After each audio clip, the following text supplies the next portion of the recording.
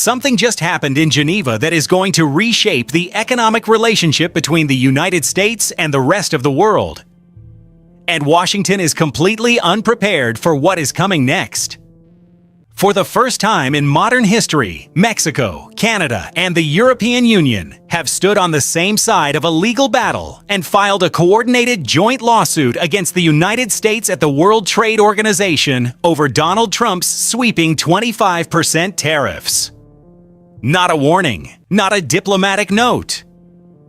A formal legal challenge, with evidence, with precedent, and with an international audience watching every move. And when you look closely at what is actually happening here, not the headlines, not the political theater, what you see is a strategy that has been quietly building for months. A move that is both legally devastating and geopolitically historic. Tonight, we are going to break down exactly what this lawsuit means, why the timing is not a coincidence, and what the realistic consequences are for the United States economy and for the future of global trade. Let us start with the foundation, because to understand why this lawsuit is so significant, you have to understand what the 25% tariff actually is, and why it crossed a line that even allies could not ignore. When the Trump administration imposed a blanket 25% tariff on imports from Mexico, Canada, and several other major trading partners, it justified the move under a decades-old national security provision. A legal loophole that allows the executive branch to bypass normal congressional oversight when it can claim that foreign goods pose a threat to American security. This provision, rooted in Cold War-era trade legislation, was never designed to be used against the closest trading partners the United States has ever had. It was written for emergencies, for genuine threats, not for economic pressure campaigns against neighbors. This is where the legal argument begins to cut very deeply. Mexico and Canada are not adversaries. They are co-signatories of one of the most comprehensive trade agreements the United States has ever entered into. The agreement that replaced the North American Free Trade Agreement and that the Trump administration itself negotiated and celebrated as a victory in his first term, to then turn around and impose emergency tariffs on those same partners, citing national security, creates a contradiction that even the World Trade Organization's most conservative legal panels would struggle to accept. What Mexico, Canada, and the European Union have done by filing simultaneously is to remove any possibility of the United States dismissing this as a bilateral complaint from a smaller economy. This is a coordinated legal strategy. Each of these three economies represents enormous trade volume with the United States.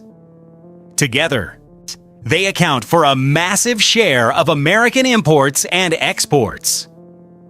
The signal they are sending is unmistakable. The rules of international commerce apply to everyone, including the most powerful economy on the planet. Now let us look at the legal mechanics of what happens inside the World Trade Organization. Because this is where many people lose the thread. When a member country files a dispute, the organization does not immediately issue a ruling. There is a structured process. Consultation phases, panel formation, appeals. This can take years. But here's what people often miss. The filing itself carries enormous weight before a single ruling is issued. The moment Mexico, Canada, and the European Union formally requested dispute settlement consultations, the United States became legally obligated to engage. It cannot simply walk away. If it refuses to participate in the process or defies an eventual ruling, the complaining countries gain the right to impose retaliatory tariffs, legally authorized countermeasures on American goods. These are not symbolic gestures. They are enforceable trade penalties targeting specific sectors of the American economy, calibrated to match the damage caused by the original tariffs. The pattern here is important. When the first Trump administration imposed steel and aluminum tariffs using the same national security rationale, the World Trade Organization's dispute panels eventually ruled that the United States had violated its international trade obligations. The legal precedent already exists. The three economies filing this new complaint are not operating in the dark. They are following a roadmap that has already been validated by international trade law.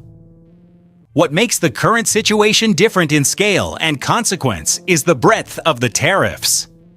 A 25% tariff applied broadly to goods from Mexico, Canada, and other partners touches an extraordinary range of American industries.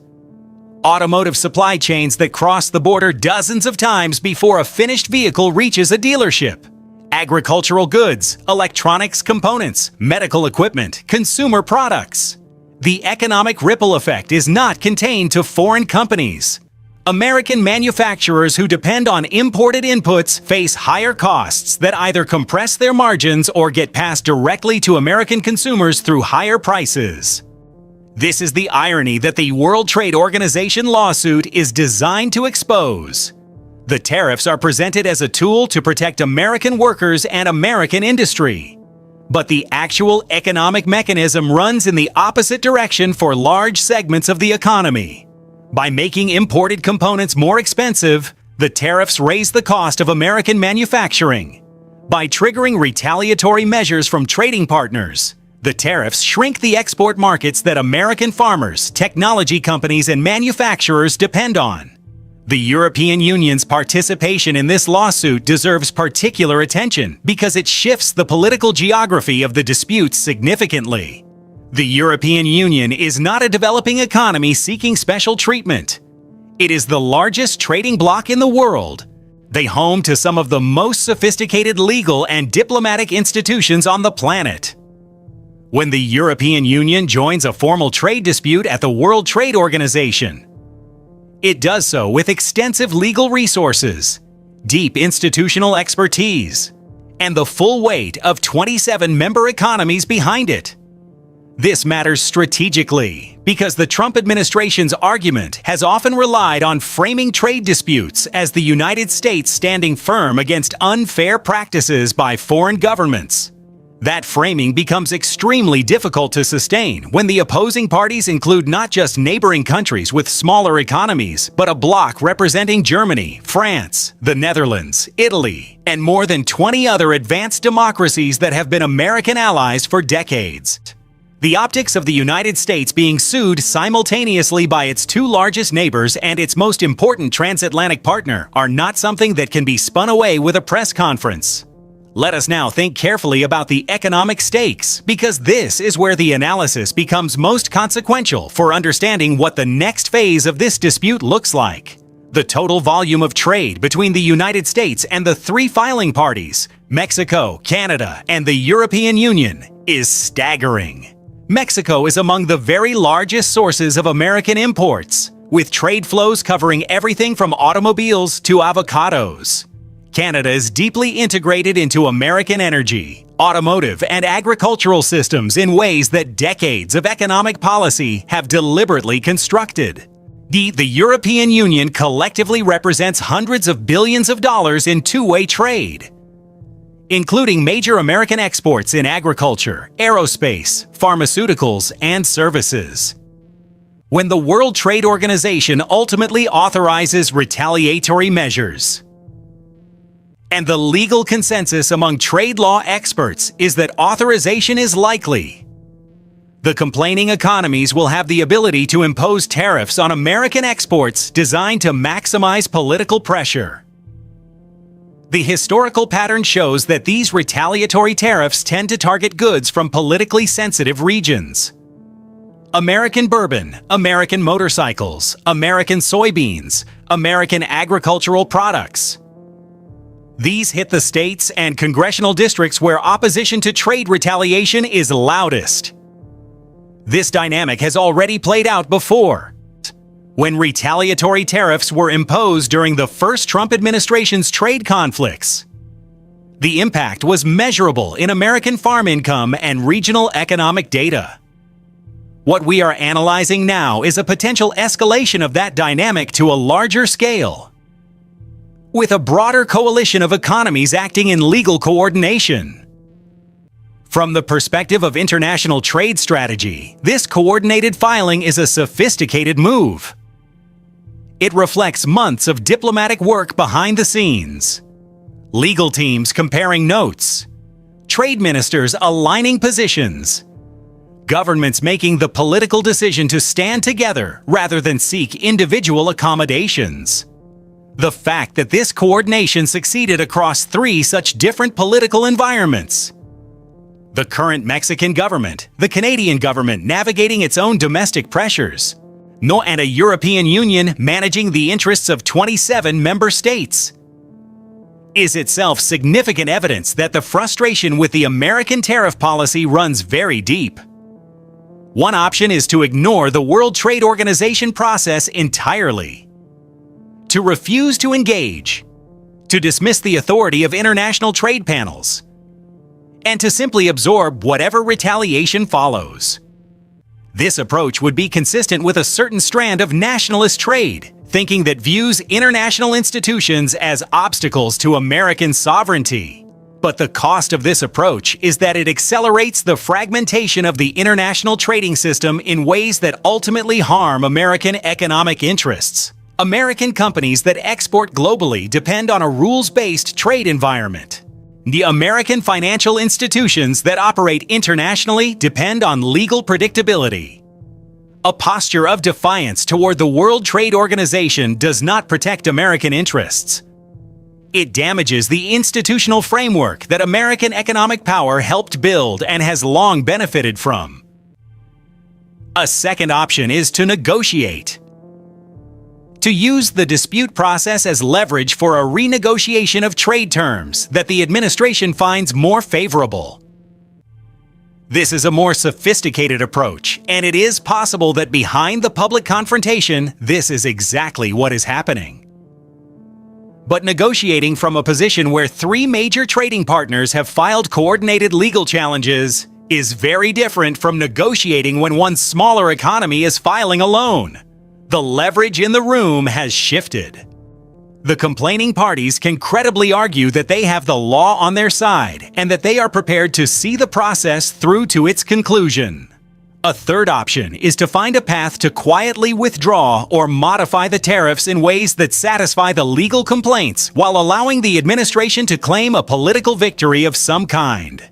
This is the outcome that international trade law is designed to produce: a pressure mechanism that creates incentives for compliance. Whether the current administration is capable of choosing this path, given its political rhetoric around tariffs as a signature policy, is a separate question from whether it would be the rational economic choice. What the analysis suggests is that the United States is now facing a genuine strategic constraint. The 3-way coalition that filed this lawsuit is large enough, legally credible enough, and economically significant enough to impose real costs on the American economy if the dispute escalates to the retaliation phase. That creates an economic incentive to find a resolution that removes the legal basis for those retaliatory measures. Something very different from the political pressure of a diplomatic debate. The World Trade Organization has faced years of criticism, including from the United States itself, which blocked the appointment of new appellate judges and effectively crippled its dispute resolution mechanism for a period. The filing of this coordinated complaint by Mexico, Canada, and the European Union is a reaffirmation that these economies believe in the institution and intend to use it, even imperfectly, or even slowly, as a mechanism for enforcing the rules of international commerce. If this dispute proceeds and produces rulings that are respected, it strengthens the argument that the World Trade Organization remains a viable institution for resolving trade conflicts between major economies. If the United States defies the process, it strengthens the argument that the rules-based international trading system needs to be rebuilt around different mechanisms, potentially ones that marginalize the United States. Neither outcome is neutral for American economic interests or for American influence in global economic governance. The deeper question that this lawsuit forces into the open is a fundamental one about the nature of American economic power in the current period. For decades, the United States was both the primary architect and the primary beneficiary of the international trading system. American companies, farmers, and workers built their economic models around the assumption that the rules of global commerce would be stable, predictable, and enforced. When the United States imposes tariffs in ways that violate those rules and faces organized legal pushback from its closest trading partners, it is not just a trade dispute. It is a signal about how the relationship between American economic power and the institutions it created is being renegotiated in real time. The countries that filed this lawsuit are not doing so because they are hostile to the United States. Mexico and Canada are deeply integrated into the American economy in ways that no lawsuit can fully disentangle. The European Union has been an American strategic partner for the entirety of the post-World War II era. They are filing because they concluded that accepting tariffs their legal teams believe are unlawful without any formal challenge sets a precedent worse than the short-term cost of a legal confrontation. They are saying, through the mechanisms of international law, that the rules mean something and that they intend to hold the largest economy in the world accountable to them. That is the core of what this moment means, and it is why the analysis of this lawsuit requires looking beyond the immediate economic numbers to the structural shift it represents in the architecture of global trade politics. Now, what we are watching right now is not just a trade dispute on paper. It is a live stress test of whether international economic rules can hold when the most powerful country on earth decides to push against them. The coalition that filed this lawsuit did so with legal precision, political unity, and a clear understanding of the historical stakes. The analysis points to one conclusion. The next moves from Washington will define not just the outcome of this case, but the credibility of rules-based trade for the decade ahead. Stay locked in. This story is far from over. If this breakdown gave you a clearer picture of what is really happening behind the headlines, hit that like button right now and subscribe so you never miss the next deep dive. We cut through the noise and give you the analysis that actually matters every single time. Turn on notifications so you are the first to know when the next piece drops. The world is moving fast, and understanding it starts right here.